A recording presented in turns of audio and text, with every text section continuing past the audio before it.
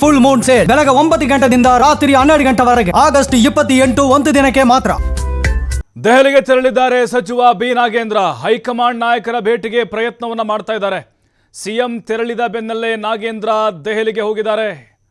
ಕೆಲವು ದಾಖಲೆಗಳ ಜೊತೆಗೆ ಪ್ರಯಾಣವನ್ನ ಬೆಳೆಸಿದ್ದಾರೆ. ಈಗ ಶ್ರೀರಾಮುಲು ಜನಾರ್ದನ್ ರೆಡ್ಡಿ ವಿರುದ್ಧದ ದಾಖಲೆಗಳು ಅಂತ ಗೊತ್ತಾಗ್ತಾ ಇದೆ.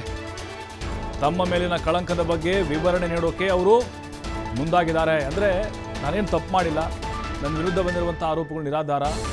ಮತ್ತು ಬಿ ರಿಪೋರ್ಟ್ನಲ್ಲಿ ಏನಿದೆ, ಸೈಟ್ ರಿಪೋರ್ಟ್ನಲ್ಲಿ CBI ಮತ್ತು ED ರೇಡ್ ಮಾಡಿದ ಸಂದರ್ಭದಲ್ಲಿ ಏನಾಗಿತ್ತು, ನನ್ನ ಹೆಸರು ಕೂಡ ಎಲ್ಲೂ ನೇರವಾಗಿ ಉಲ್ಲೇಖ ಆಗಿಲ್ಲ. ಮತ್ತು ರೇಡ್ ಮಾಡಿದ ಸಂದರ್ಭದಲ್ಲಿ ನಮ್ಮ ಮನೇಲಿ ಏನೂ ಕೂಡ ಪತ್ತೆ ಆಗಿಲ್ಲ ಅನ್ನೋದನ್ನು ಕೂಡ ಅಲ್ಲಿ ಸಮರ್ಥನೆ ಮಾಡಿಕೊಳ್ಳಲಿದ್ದಾರೆ.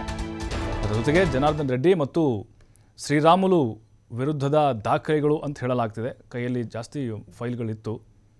ಅದನ್ನು ನೋಡಿದಾಗ ಸಹಜವಾಗಿ ಅವ್ರ ಬಗ್ಗೆನೂ ಕೂಡ ಅವರು ಹೈಕಮಾಂಡ್ ನಾಯಕರ ಮುಂದೆ ತಮ್ಮನ್ನು ತಾವು ಸಮರ್ಥನೆ ಮಾಡ್ಕೊಳ್ಬೇಕಲ್ವಾ, ನಾನೇನು ತಪ್ಪು ಮಾಡಿಲ್ಲ ಅಂತೇಳಿ.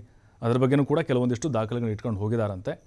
ಬಟ್ ಈಗ ಹೈಕಮಾಂಡ್ ನಾಯಕರು ಅವ್ರಿಗೆ ಸಮಯಾವಕಾಶ ಕೊಡ್ತಾರಾ ಇಲ್ವಾ? ಸಹಜವಾಗಿ ಖರ್ಗೆ ಇಲ್ಲಿದ್ದಾರೆ, ವೇಣುಗೋಪಾಲ್ ಹಾಗೆ ಸುರ್ಜೇವಾಲಾ ಅವರನ್ನು ಭೇಟಿ ಆಗ್ತಾರೆ. DK ಶಿವಕುಮಾರ್ ಅವ್ರದ್ದು ಆದಮೇಲೆ ಇವ್ರಿಗೆ ಅವಕಾಶ ಸಿಗಬಹುದು. ರಾಜೀನಾಮೆ ಕೊಡು ಅಥವಾ ಕೊಡಬೇಡ ಅನ್ನೋದು ಇವತ್ತು ಫೈನಲ್ ಆಗುತ್ತೆ. ಅಲ್ಲೇನಾದರೂ ಹೈಕಮಾಂಡು ನೀವು ಕೊಡಿ ರಾಜೀನಾಮೆ, ಮುಜುಗರ ಆಗ್ತಾ ಇದೆ, ನಿಮ್ಮ ಮೇಲೆ ಆರೋಪ ಅಥವಾ ನೀವು ಆರೋಪಿನೋ ಅಥವಾ ನಿರ್ದೋಷಿನೋ ಅದು ಆಮೇಲೆ ನೋಡೋಣ